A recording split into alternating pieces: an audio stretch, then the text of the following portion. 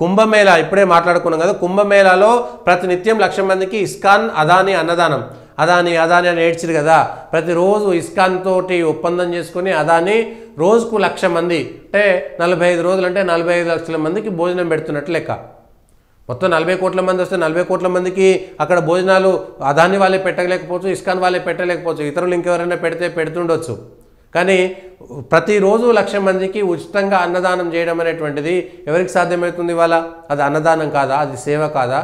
ఇవాళ ఇస్కాన్ అదేవిధంగా అదాని చేస్తున్నటువంటి దానిపైన అదాని అని విదేశాలకు సంబంధించినటువంటి కంపెనీలకు తొత్తులుగా మారిపోయి భారతదేశంలో ఉన్నటువంటి కంపెనీ, మరి ఇవాళ ఒక్క అదాని కాకుండా భారతదేశంలో పెట్టుబడులు పెట్టినటువంటి విదేశీ కంపెనీలు ఎవరైనా సరే ఇవాళ మహాకుంభమేళలో అన్నదానం కానీ ఇతర ఏర్పాట్లు చేస్తున్నారా?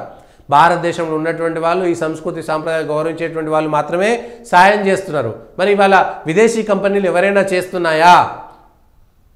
వేరే కంపెనీలు ఇవాళ ఏమైనా చేస్తున్నాయా? కానీ విదేశీ కంపెనీలు వాళ్ళకు వచ్చేటువంటి లాభాలలో 1%, 2% చర్చిలకు మసీదులకు మాత్రం ఇస్తుంటారు. కానీ భారతదేశంలో లక్షలాది కోట్ల రూపాయల డబ్బులు సంపాదించేటువంటి విదేశీ కంపెనీలు, లక్షల కోట్లు, వందల వేల లక్షల కోట్లు సంపాదించేటువంటి విదేశీ కంపెనీలు ఇవాళ భారతదేశంలో ఉన్నటువంటి దేవాలయాలకు కానీ ఇక్కడ హిందూ సంస్కృతి సాంప్రదాయాలకు కానీ ₹1 అయినా దానం చేస్తుందా?